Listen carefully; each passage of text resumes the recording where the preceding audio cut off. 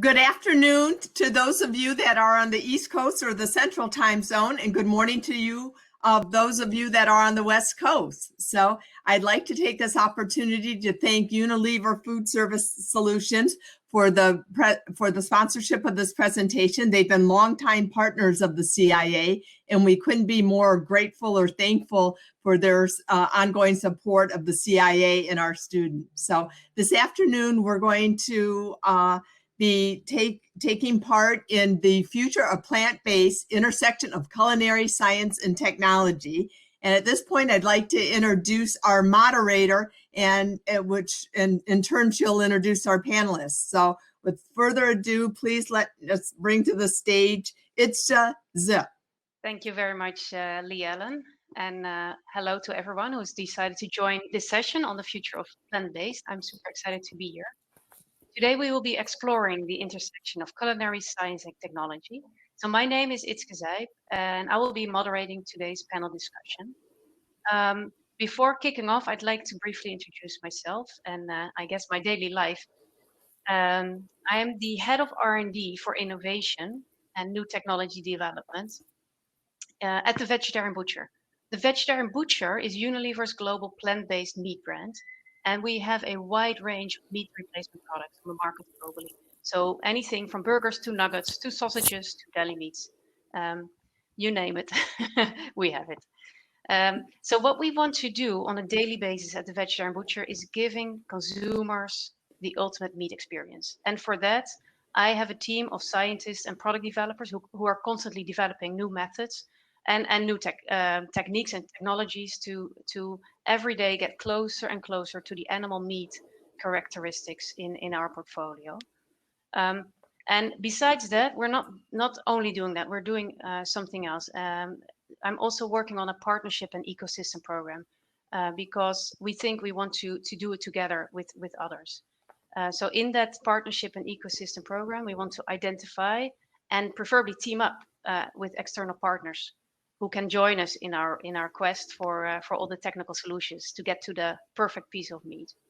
So after that brief introduction, I'd like to make the segue to today's discussion, because on a daily basis, I'm personally confronted with the enormous speed of all the technological developments in the area of plant-based innovations.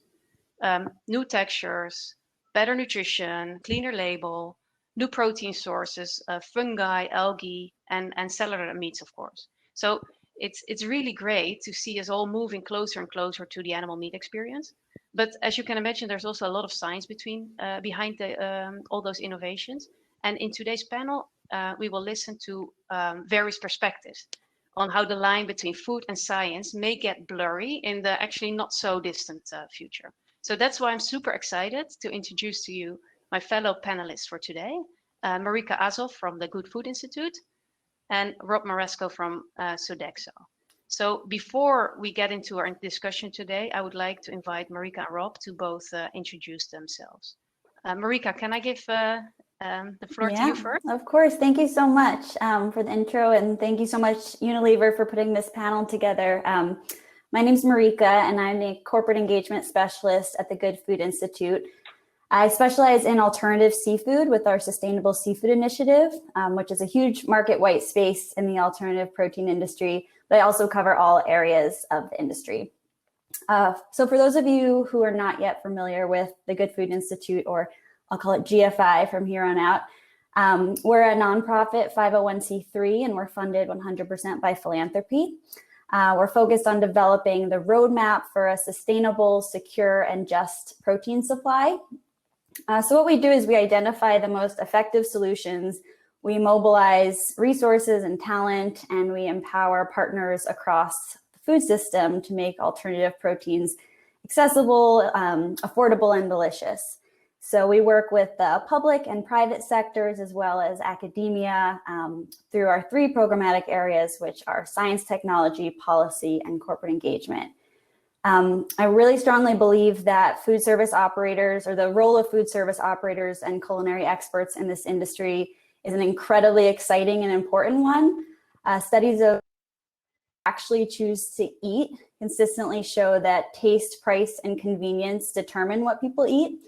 And the taste, the functionality, the health and versatility of alternative proteins are and will only continue to improve thanks to innovation. As you mentioned, Itske. The price will improve thanks to scale. Variety will increase as more and more of these suppliers enter the market. Whereas animal proteins, conventional animal proteins, aren't innovating at the same level. They're pretty much as good as they're ever going to get. So I'm really excited to be here with you, Itske and Rob, to talk about the present and the future of this industry. Thank you very much, Marika. Rob, can I Hi, ask everyone. you to go? Yes, absolutely. Thanks so much for having me here. Our great partners at Unilever and the CIA, we really appreciate it. Yeah, so Rob Marasco, I lead a team of amazing chefs and dietitians here in North America that really works on new concepts and menus, existing menus, new ideas with each of the business segments that we work with in the non-commercial space. I'm also spend a lot of my time liaising with our procurement team on everything, but especially this topic, right? The plant-based, what I like to call alt protein space, is it's fast and furious. It's ever changing, and it's super important for an organization like ours that has thousands of locations to identify those specifications and align around them, right? Marika and I were talking before we got on, and it's I think I've said this before in a panel discussion. This isn't a trend. This isn't something that's passing by and it's going to be something we're not talking about in a couple of years. It really is a culture shift for anybody that eats, grows, and sells food. This is here to stay, and it's really something we have to focus in on and listen to our customers about. Thanks for having me here. Awesome. Thank you, and welcome both. So let's get into the details now. Before we really start, I'd like to remind all of you that you can post any questions through the Q&A chat function, and also we have set up a few poll questions for you in the tab next to the chat. So feel free to take a look at the poll questions as well. So Marika, my first question is for you. As said, the new technology developments are going at the speed of light. And as this new technology continues to advance, what do you think the future of plant-based looks like? And feel free to really, go extreme or far in the future. Awesome. I love this question, and I can answer it very quickly, very shortly. The future looks awesome. We're seeing huge growth of alternative proteins in food service and retail. But GFI breaks down kind of the different types of alternative proteins into 3 production platforms. So we have plant-based, fermentation-derived, and cultivated. So some of the areas that I'd love to highlight right now are fermentation-derived proteins, cultivated meat, otherwise known as cellular meat. It has a lot of different names. And just to highlight, in the alternative seafood world, we're particularly excited by products that are utilizing seaweed and algal proteins as a way to achieve that fishy flavor and texture, and use nutrient-dense products that mimic the nutritional profile of their conventional counterparts. So going into fermentation, I should say that this is by no means a new technology. Fermentation has been around for centuries, but there are some very exciting new ways in which it's being utilized in the alternative protein field. For example, the brand Corn, which I'm sure many of you are familiar with, uses fermentation to grow mycoproteins, which is a fungus that's rich in protein and fiber, and it mimics the taste and texture of meat. I could talk about fermentation for a long time. There are lots of different types and applications, but I urge you to look on our website, gfi.org, to learn more about it. We have a lot of information on it. And switching to cultivated meat is animal meat produced directly from cells. So the process of cultivating meat uses the basic elements needed to build muscle and fat, and enables those same biological processes that happen inside an animal, but outside of the animal. So it's identical to conventional meat at the cellular molecular level, but rather than growing the muscle tissue inside of an animal, which generally housed in crowded and filthy conditions, cultivated meat producers take a small amount of animal cells and use use a mixture of nutrients to grow those cells into an actual piece of meat. So as a result, we get pure meat, the production of which doesn't require antibiotics, doesn't require the slaughter of an animal, and it doesn't suffer from E. coli, salmonella, or other forms of contamination. As many of you have probably seen, cultivated meat made its market debut in Singapore just a couple months ago with Eat Just, and the rest of the world is definitely not far behind. So seems like distant future, but it's definitely not. It's here, and it's coming to the rest of the world quickly. But ultimately, I think in the future, we won't see these three alternative protein production platforms as distinct like siloed industry segments. We'll see it as one large industry where we produce animal product alternatives across a spectrum. So we'll utilize ingredients from one or more of these technologies in any given product. And we even see this happening now with a few products. For example, Impossible, which is a plant-based burger, but it uses fermentation to produce hemoglobin, which is the signature ingredient that gives it that bloody appearance and meaty taste. In terms of framing, I just think it depends on the context, but it's definitely the job of our regulatory agencies, food companies, consumer-facing organizations, retail and food service operators to really provide and communicate clear definitions around these production platforms. Great, thank you, Marika. Really great. So Rob, when you listen to this and you hear basically the future of protein sources and fermentation and fungi and cellular meats, etc. What, from your perspectives, would be the biggest hurdles to overcome in plant-based eating? What help basically do both chefs and guests would need to adapt to this new reality? Well, I think I don't know if I have the exact answer to that, right? But I think I always lead these conversations with making sure you know your customers, right? And what they're looking for. And I think when I think about all proteins, there's no doubt this is a huge thing, because whether someone identifies as a vegan or a vegetarian or a flexitarian or a meat eater, whatever it is, if they're trying to eat, they're trying to look for that taste, and Marissa mentioned with the Impossible, they're looking for that meaty texture and that bite and that juiciness of the thing they're eating less of or not at all anymore, right?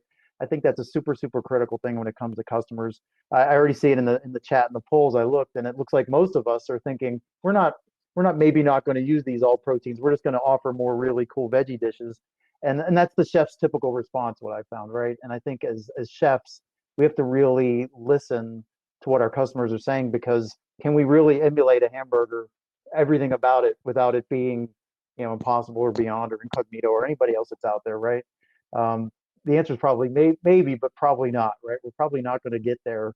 So we have to be really cognizant, I think, of what our customers are looking for. And what I always tell our manufacturing partners that we work with, like you all at Unilever, is you got to be crystal clear. And I see some of this in the chat around ingredient statements. Are you non-GMO, or are you leading with GMO, as a mission statement and what you're trying to achieve? We got to be really crystal clear so that our customers understand what it is. There's a lot of misconceptions, right? People say, well, it's not really healthier for you a lot of times, but that's not the goal of the exercise necessarily, right?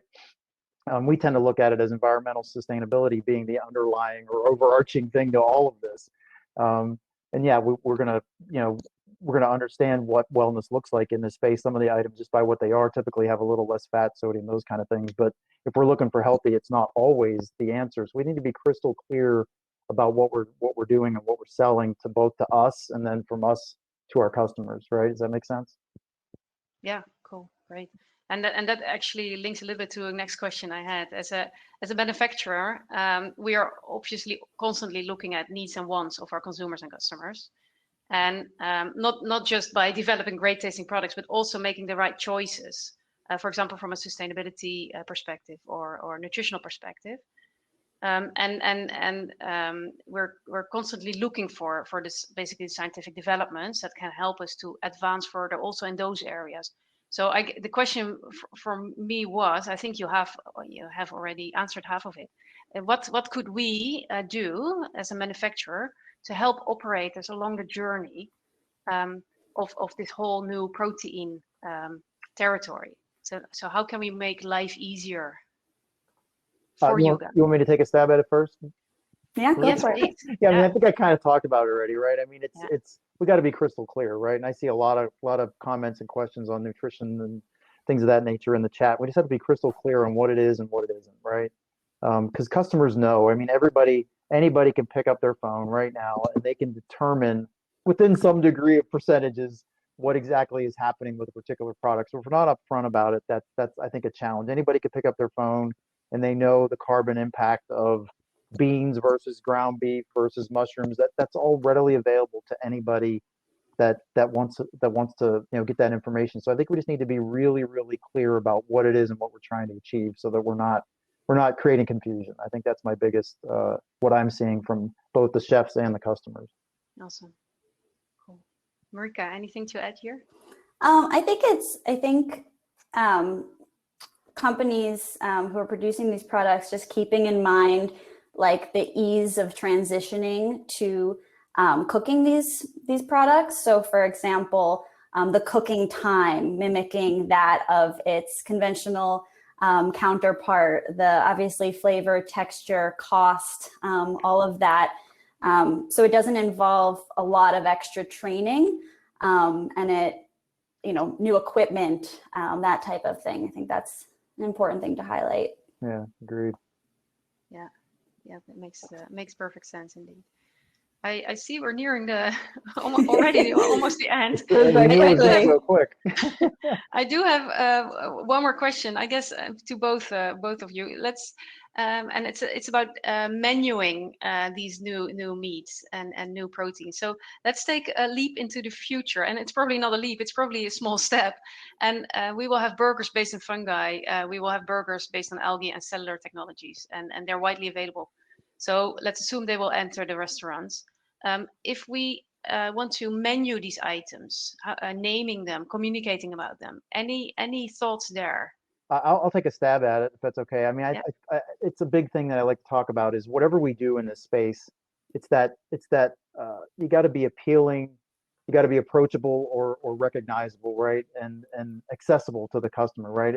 I think a lot of times we chefs, we try to be tip of the spear with what we're doing, and maybe we lose the customer in the process. If we have to explain to them what it is we're doing, it's kind of the reason all protein is such a thing right now, is because it is all of that, right? It's accessible, it's recognizable, people know what it is and what it's trying to be in a general sense. And I think that's super, super important when we think about how we menu and how we talk about things, is to make that customer not have to think too hard about it, because you might lose them. Yeah, just to add on that, and also I'm just going to pop my email in the chat, because a lot of these GMO and health questions I would love to address, but I know we don't have a lot of time. So there's my email if you want. I can send you some details on that, some info on that. But I think in menuing, obviously Rob's the expert here, but it's important to really integrate these like alternative protein dishes into the main menu, rather than separating them into like a separate vegan menu. Obviously, as a vegan, I love when restaurants do that, but really the goal is to reach a larger consumer base. For example, flexitarians, and including these options in the general menu is really key. And we have a lot of consumer research on nomenclature and what to call these products. So a lot of that's available on our website as well. But in terms of plant-based products, plant-based protein, those are some really high-performing words, whereas vegan is not. And I think lastly, staff education is just also really important, especially with the rapid innovation taking in place in this space, and with the new introduction of all of these products. It's important that food service staff know how to describe the items in a simple, honest, and of course, enticing way. Awesome. Thank you, Marika. So clearly a popular topic. I think we reached the end of the session. I love the discussion. I think we have only scratched the surface, and perhaps there's an opportunity for some sort of follow-up webinar to talk in more depth about this topic. So for now, I think we have to close the session. Marika and Rob, thank you very much Thank you for so much. joining me. This was wonderful. It's been Yes. great, so thanks very much. Good, and I'd just like to add my 2 cents and a big thank you to Unilever Food Solutions for the special pop-up session this afternoon. We really appreciate your ongoing support of the Culinary Institute. I think one of the biggest takeaways is that this is not a trend, but a cultural, shift for all of us. And next, if you could please join us in the breakout sessions, and if you go to the sessions area and just click on that, and then choose what session that you would like to attend. And again, it will all be live. So great. Thank you for joining us this morning and this afternoon. And we really appreciate having you with us. So thanks to our great Thanks panelists. so much. Thank you. Bye-bye.